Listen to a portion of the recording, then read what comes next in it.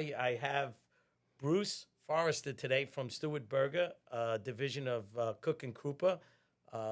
No Bruce from his days when he was with Stuart Berger, and we done a lot of projects together over the years, specializing in pre-engineered buildings, Butler buildings, and longtime friend. Pleasure, Bruce. Thanks for having me. in. Thanks for having me, Sisto. It's great to be here. Yeah, so world is small. We know each other from way back when. We did a building at Pratt many years ago. Yes. You threw it up really quick.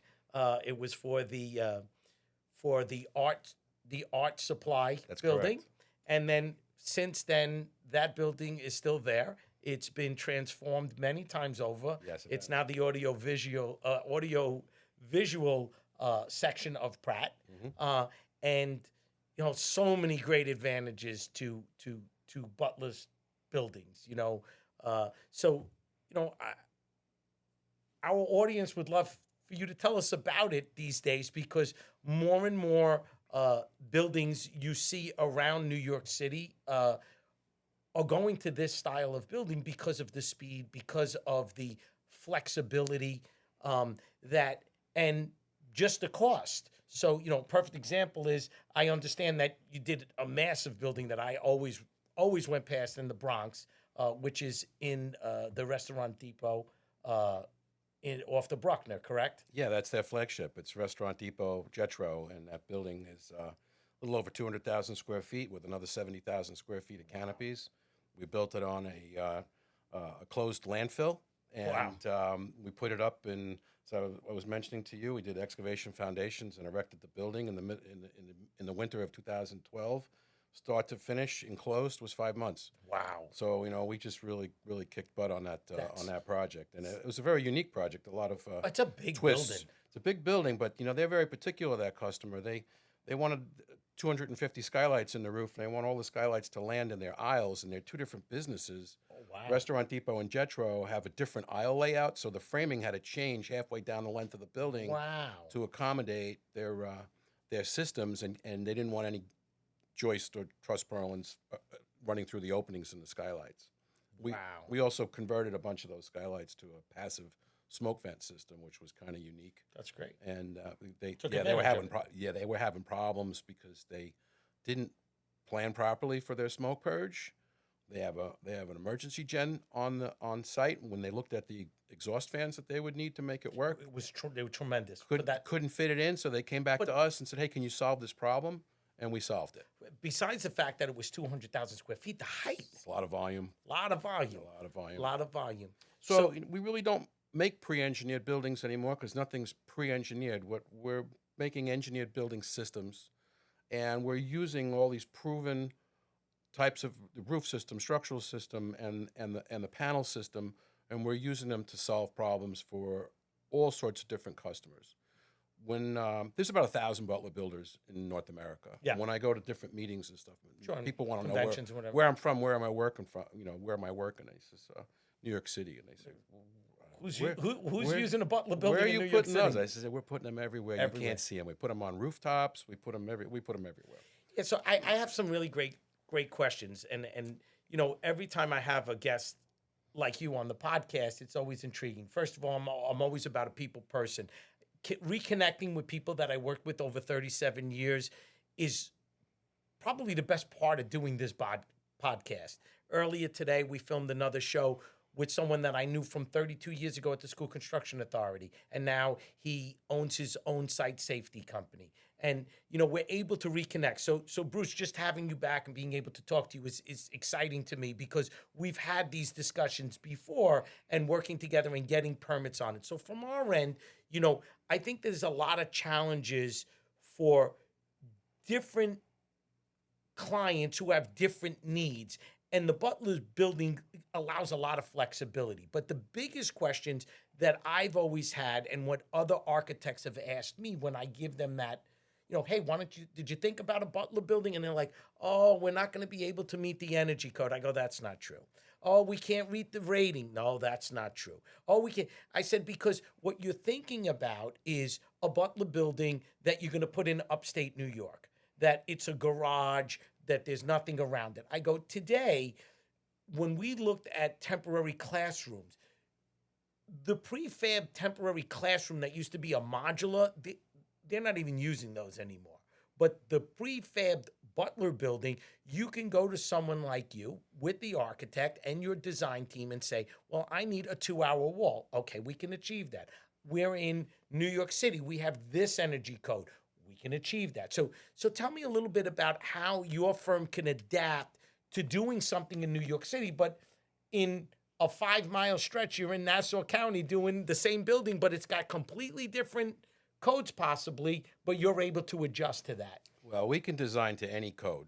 And the biggest problem I see is we have architects and engineers that specify 3 codes for the same building. That's not, that we can't do. Right. You got to pick one. Right, and So- most of the time it's IBC. So New York City, but you have a New York City, you have the Port Authority. Correct. We work for New York City Transit. Sure. All the time. So that's state code. Right, some are And- state, some are federal, Yeah, you some got are... all these different criteria. Butler is the most advanced engineered building solutions manufacturer on the planet. I mean, they invented the business. They've been around for over 100 years. I was going to say, They've got a dedicated research and development facility in Kansas City, and they've really got their act together. So we also have hot box testing. So our roof and wall systems are all hot box tested. So when you look at the latest ASHRAE codes, and they differentiate between a calculated energy performance or hot box, there's a preference for hot box, and we have all that data Wow. for every roof and wall system that we use. But if you think about New York City, so what are the particulars and how do we solve those problems? Well, if it's a low slope roof and it's over and the eave height of the building is over 22 feet, you need a roof railing or a parapet, right? A guardrail or a parapet. We've got all those systems and they attach to the top of the roof. They don't penetrate the roof. right, Because so you're not going to have the water problems. and our roof is designed to expand and contract. The entire roof sheet on the roof, which is seamed together with Pittsburgh locking seams, is connected through 'Cause of the clips into heat. the structure, but the whole The thing whole thing expands moves, and right. So when it contracts. gets hot, it's going to expand. When Yes. it gets cold, it contracts, but the system allows it to move around. Correct, and that's part of the longevity of that system. Sure. Is to be able to have that move. Where conventional buildings, where you've got this differential thermal expansion and contraction, is tearing That's up. the- where everything is getting... That's where your downfall is on your conventional roof system. So having that roof railing, no problem. Roof curbs, no problem. Skylights, no problem. Smoke purge, no problem. We just talked about Jetro, where we came up with a passive system. I don't know if I would recommend it for every project. No, but in that in that particular particular case, you it guys worked. had a solution. Exactly. Fire-rated exterior metal walls, very, very important. Right. Because in the past, it was either sheetrock, Right. which you can do, or masonry. Right. And masonry is a very rigid, stiff Sure. product. Pre-engineered building or Butler buildings are relatively flexible, and these things are not always compatible. Correct. So yes, we can design to say lateral deflection of H over 400, very tight horizontal movement. We can provide structural elements to support So- the masonry, but we also have 1, 2, and 3 hour fire rated metal. Right. So how do they do the? I'm intrigued by, because that's usually a problem, right? So perfect example is we do a lot of work in the schools, right? Mm-hmm. So they come to us and they say, "Oh, sister, we have a problem. We want to put up a Butler building." And the first thing I asked them is, "So did the engineer look, or the architect, did they look at where you're going to place it?" "Oh yeah, they gave us a price already. We're going to buy it." And I go, whoa, slow down. Did you tell them that you're less than 15 feet from the adjoining building? You got to be 30 feet. If you're 30 feet, you don't need it rated. If you're 15 feet, you need a 2-hour wall. So how do they make up that 90-minute wall in the metal process? So, in the last 10, 15 years, we've been selling a lot of IMP, insulated metal panels. We get them through our Butler contacts from Metalspan and Kingspan. So we can offer all their products. And they've all come up with a thermal fiber core metal panel that is fire rated. So depending on the thickness So you and have weight. the metal, and then you got the... It's a Like sandwich. a sandwich. Exactly. So when, for instance, that Jetro Restaurant Depot, it's adjacent to a rail. Right, on the So back I've side got about there. 350 or 380 linear feet of one wall that's 900 feet or 1,000 feet long. That's a 3-hour crazy. fire-rated wall because it's less than 60 feet from the rail. Right. And those panels are very, very heavy. Right. But they look like every other panel. They're Right, just- you couldn't they're tell just the thick. difference. They're It's just thicker. That's it. And we could put them up with the vac system and the like, and stand them up, no problem. But because they're flexible, we don't have to stiffen up the structure Right. to accommodate masonry or another Right, because rigid the exterior, right, the non-flexible masonry, exterior. the masonry so now we start to talk about, there's always the $1 million question, right? So compared to conventional construction, what's the difference in cost? I've been saying the same thing for the last 40 years. With an engineered building solution, you're going to get a better roof, you're going to get in the ground and get out of the ground faster, you're going to create simple, clear spans, big open space. You can save between 0 and 30% on the shell construction compared to conventional construction, and you can also engineer every savings out of the job with no problem. Right. If you allow somebody to engineer all those savings out, they can do it. They can find a way. Because of the flexibility. And because there's a lot of professionals that are not as familiar with our systems. Right. And I liken it to going grocery shopping, and architect engineer rolls their little cart down the aisle and looking at all the different details and specs, and they just keep throwing stuff into the basket, and they may not go together. They may not be compatible. They may It not might even not be be the best needed. framing system Right. and solution, the scheming that they put together. I've seen many projects that they just boggle the mind, but it's a lack of familiarity, and we spend a tremendous amount of time and energy helping architects and engineers don't make those mistakes. Right. And get all the value you can And out of what you and make something creative that's going to last a long, long time. And we're really good at it. What's amazing about that to me is that you leave New York City, right? You're an outdoorsman like myself, love to fish like myself, love to be in the woods, and you leave New York City and you go up in upstate New York, up by the Finger Lakes, and you'll be driving along, and all of a sudden you'll come to a manufacturing building, and it's tremendous. Yes. Couple 100,000 square feet. There's not one block on it. Nope. There's no mortar. And they've been running a facility for 40 years. They've been making cans at the Ball Factory, which is a Yep. Butler building. Yeah. And so to me, it seems like, New York City is always like, oh, we're on the cutting edge. And I always say that we're not. Yeah. Because you go to Europe, and Mike Minotti with today from his company was talking about site safety, about it took us forever to use the scaffolds that they're using in Europe that That's are right. safer and better netting and better mesh to protect the people below them, right? So here we are again, and we look at these Butler buildings, and one of the things was, I always try to give a shout out to my past podcast people that have come on the show, is Andrew Peters was here from Curry and Brown, and they do cost estimating for all different universities around the country. And he was saying to me that one place that owners don't realize how much money it costs to keep a job site open an extra 5 or 6 months. That's right. So when you tell me that you, on the size of a building like Jethro and Restaurant Depot, that you threw it up and closed it in 5 months, and you're talking $400,000-$500,000 a month in general conditions alone. So you shorten that span by 3 months, 4 months. You just put $2 million back in their pocket. Not only that, but when we get engaged early during the design cycle, which is oftentimes where we're most successful, is we're working with architects and engineers, and they see the benefits, and they want to engage us. And we have a variety of different ways that we can do that, including on public works projects. We just completed a few Public of those. Works is wherever I drive. I'm in the Bronx. I go past the TA building. They're putting up Butler buildings. Yes. They. But we become part of the design team. By the time the design is completed, half of our preliminary work, the work that we need to do to fabricate a building, is done. Right. So as fast as you can get in the ground, we're going to be there with steel, roof, and walls. Right, and the coordination is different. Done. It's done. It's done. So the benefit of getting us engaged early is huge. So we're just completing a couple of projects on Long Island for a local township for some water filtration buildings. Yeah, John was telling me about that. And we delivered those through a Sourcewell contract. And people say, well, what's that? It's a buying cooperative. Right.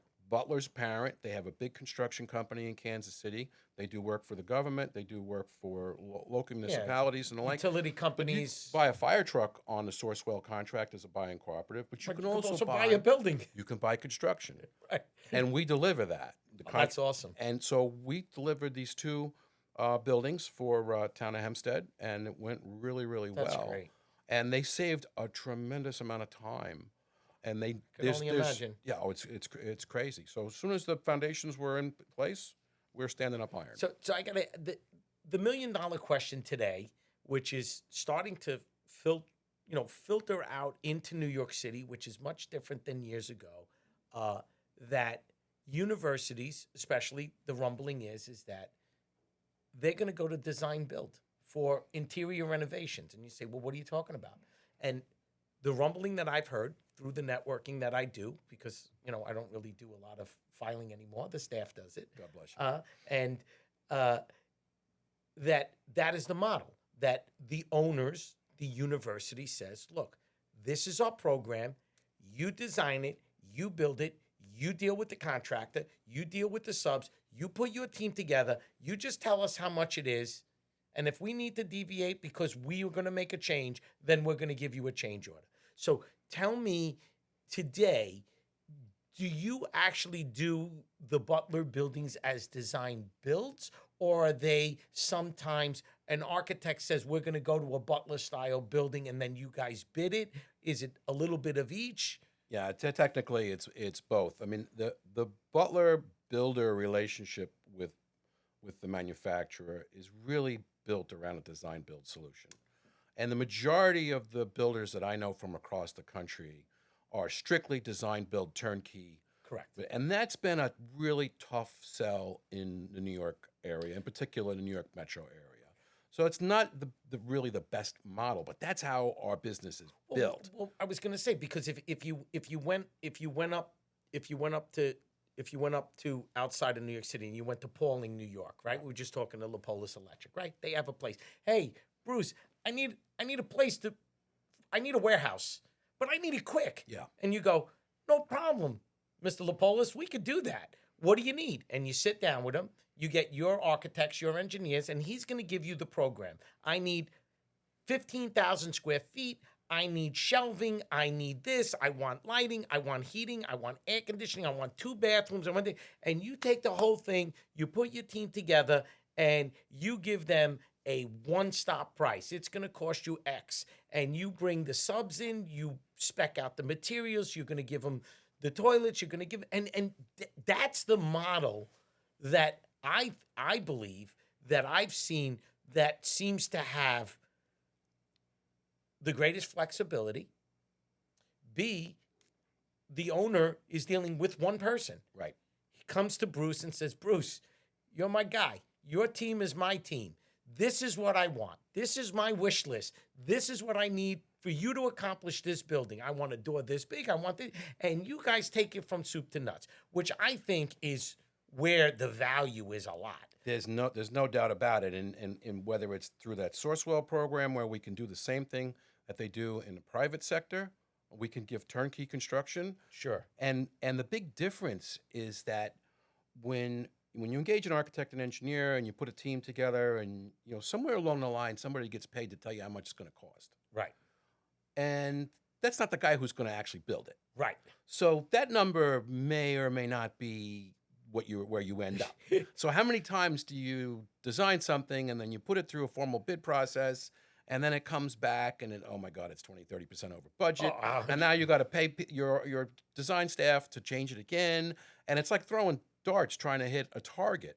When you work in the design build format, you develop a scope with a budget. Correct. And you get to a certain point where there's enough information for That the you could design builder. You could give a price. You can say, hey, Sisto, you'd asked me for this. $2 million. You told me this was your budget. We can give you this. We can solve all these problems. And you say yes, and we go to work. Right. Right? We finish the design, we get the filing done, we order a building, and we're off to the races. We're off to the races. And the and faster you get done, the happier they are. It's a win-win for everyone. Time is money. Time is money. But they want time is money. And they want the space. Yeah. They want their warehouse. Absolutely. And it's funny that you bring that up because Andrew Peters works for Curry and Brown, and he's a cost estimator, and he's a dear friend of mine. And I love him because he has a saying that I use in this podcast now after he's been on it. He says, everybody's always looking in the rearview mirror. He goes, the last building we did, we only spent $300. Yeah. And then they go, well, how come it costs $500 now? And Andrew will always say that his customers will come to him and they're like, hey, Andrew, we need you to estimate this job.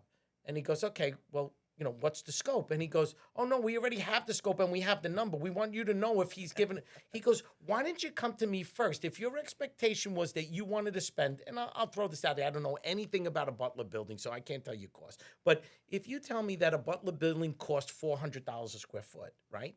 And you think it's $400 a square foot, and you go through the process and it comes in at $600. Andrew's like, well, why don't you have us look at it first? We can tell you what we used to pay, rearview mirror, what the escalation is. And then when you say, I want to spend $2 million, before you engage anybody, I'm going to tell you, you can't build it for $2 million. Exactly. He goes, most projects would die. So not only did they not build it, but I hate to say this word, but they pissed away a few $100,000 in pre-schematic that they could have used in the building. We see it all the time. I looked at a project recently, well, within the last 5 years for a local college, facilities building, about 30,000 square feet, really tough design. We gave them all kinds of RFIs through the whole bid process. Hey, this is not right. This is not right. Can you do? Here's a suggestion. Right. So on and so forth. We go through all that. They never. It didn't happen. So then 3 years later, they come back with another design, and they downstreamed everything, But 3 years has gone by. Right, you could have had the building. You could have had the building, and prices didn't go down. Okay, no. It didn't happen like that. So they downscoped it. It was still over budget. So I call them and I say, hey, if you're interested through the Sourcewell program, because you're a public entity, we could come and sit down and talk to you. You have a design. Right. I know how to fix this. We'll value engineer it for you. I can give, if we can agree on a budget and a scope, you can go to work. Right. And we can solve your problem. Amazing. They didn't want to do it. That building never got built. It didn't get built. So they have a need, they got money, but they didn't build anything. So how's that helping? It's not. I mean, the architects and engineers made some money. Right, but it's and rightfully so. They should be making money Yes. because that's the plan they chose. Right, but it's not very satisfying, and it's not good for right. the customer. Exactly. And we're here providing solutions. So sometimes it's a matter of getting people to understand it's a first-class product. We're very good at what we do, and getting your arms around a design build. I'm hearing this from architects that's what's going to come next. Oh no, there's no doubt about it. And they're trying to line up. Well, who do we align ourselves with? How can we deliver this? How can we create Bruce, we've teamwork? bid more jobs this year in alone as design build. New construction, whether it's at a university, whether it's through, even stuff that's outside of New York City, because design, our Design 2147, we do code consulting in other states now. Sure. Because, like you said, depends on which code you want. Yes. If it's IBC, we're on a whole bunch of RFPs right now for CUNY. Great. New Pulse is doing stuff. Different colleges are doing things. Architects are coming to us and say, look, we'd like you to be our code consultant. We'll give you the plans. You tell us if we meet the criteria. It's a great thing. But again, a lot of those RFPs that we're seeing architects, engineers, contractors as a team, and one of them is the prime and everybody else are the subs. Yep. So, it seems that even the owners are starting to get on board that they don't need all this paperwork and all this additional fees. They're looking at it and saying, give us one price. We got a budget, like you said. The Botanical Garden wants to build a Butler building. We did one there. I don't know if you guys worked on it at the The one for E.W. Howell? Yeah. Yeah, I did that. Yeah, so we did that with you guys. We filed it. Yeah. I talked to Bob Zirkle, right? We've been at the Botanical Garden. They called up. They said, and I think we were putting the it was like a storage for their facilities. They want 2 more buildings there. Yeah, it's very hard to convince people what time costs. Yes.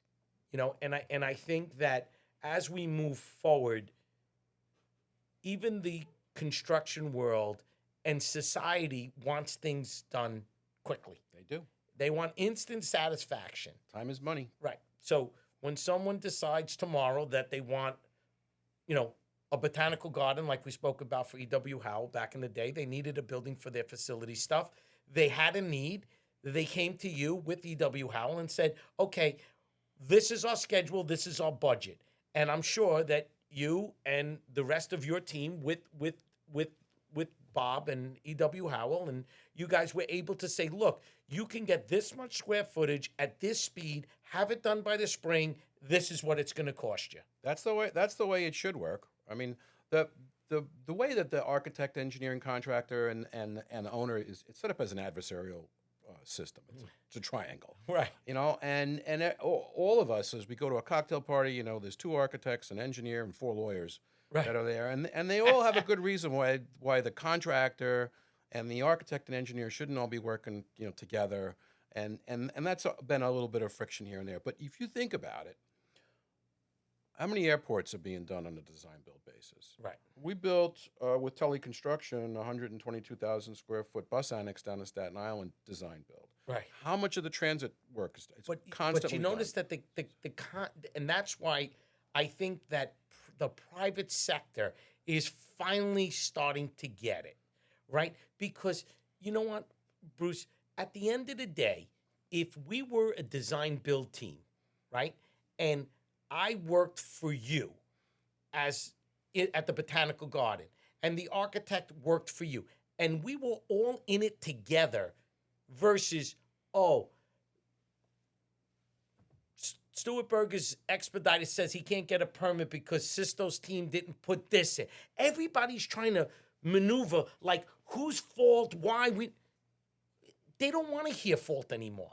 What they want to know is, Bruce, you said on July 1st you were going to start digging. Are we ready to dig? They don't care if you hired Sisto or you did.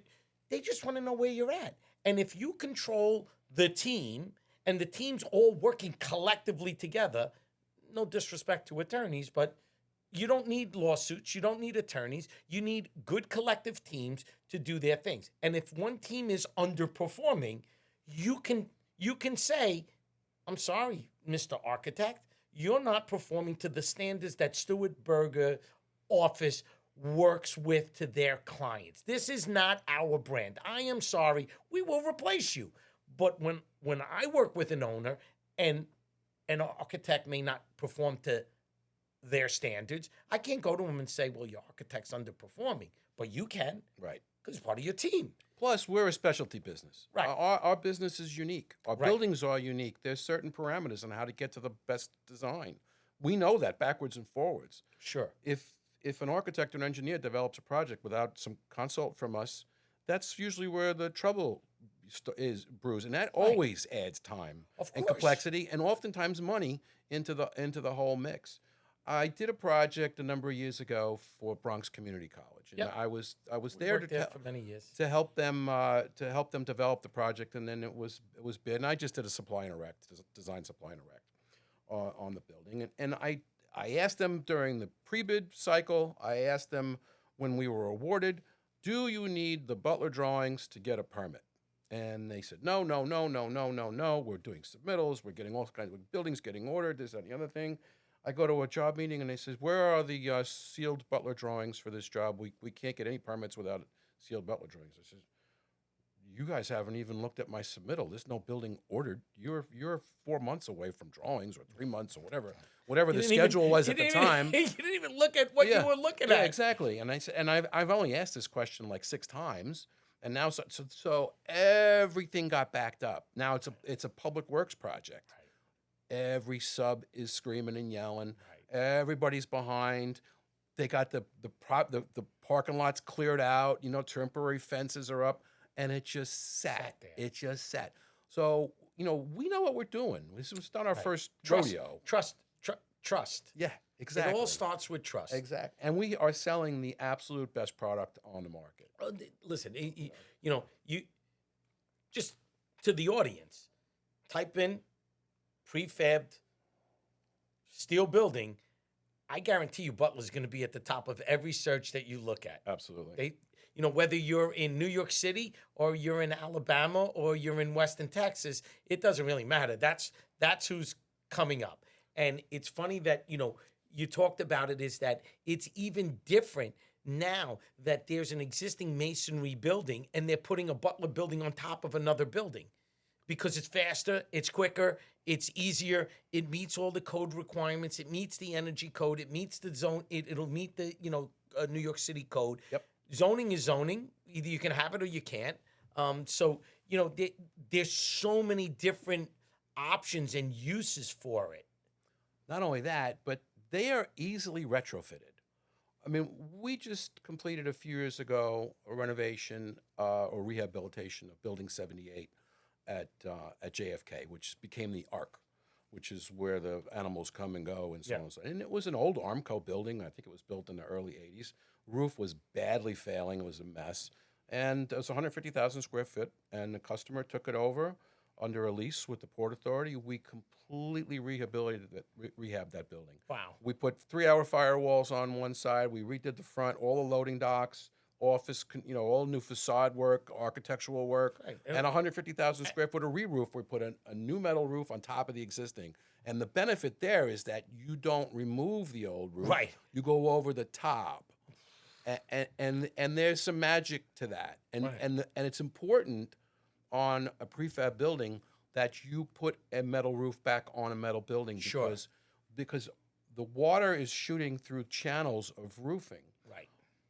A lot of people have put flat roofs on these big ones, and some of them have fallen down. Sure. Because by eliminating the grooves, the channels on a re-roof, and putting in a flat roof, say infill everything with insulation, and then put a TPO or what the water can travel transverse. It can move.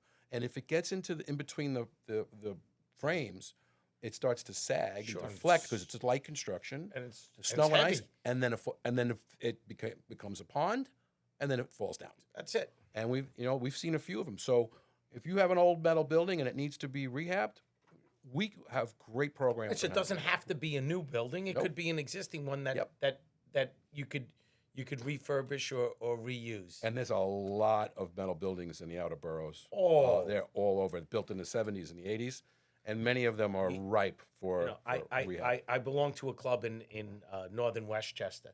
You drive through the backsides of Westchester, every old school building that were contractors, that were little manufacturing places that had the mom and pops. They all had Butler buildings. Yep. So before we end the show, Bruce, I always take the line from Andrew Peters: never look in the rearview mirror. We look forward here. We look ahead of us. Tell us the future of Butler Buildings. You've been in this business a long time. Not to give away your age, that's okay. But like myself, I'm in the expediting world 37 years. You've been in this world over 40. Where do you see the future for Cook and Krupa to continue to build these buildings and the technology as it goes forward? So we're blurring the lines between conventional and engineered building solutions. Butler has a complete conventional building services, and basically what we're looking at is a lot of hybrid buildings. Buildings where you've got a combination of conventional framing, metal building components, insulated metal panels, and incorporating that into one or two facilities or different structures, and I think that's where the wheelhouse is going to be. We're just digging deeper and deeper into what was always community construction. We don't just make warehouses and things like that. We make some pretty sophisticated buildings. No, so that's pretty interesting that you could do, like, for example, if you wanted to have sidewalk appeal, you did a beautiful building in the front, and then you got a Butler building in the back where the or it's the showrooms in the front, or it's a hybrid. It's beautiful all around. I mean, we looked at some really awesome projects with some very complex exteriors, and if it makes sense to use parts of the Butler system, we can combine that with our conventional framing. You still one-stop shopping for the whole facility, and I think that's where the growth is going to be. And if you combine that with the design build process, and for public work with the Sourcewell Buying Cooperative, where customers can come to us and they can negotiate basically their projects and get it done much quicker, I think that's where the future is going to be for us. Sounds awesome. Well, Bruce, it was so entertaining. Anyone need a Butler building?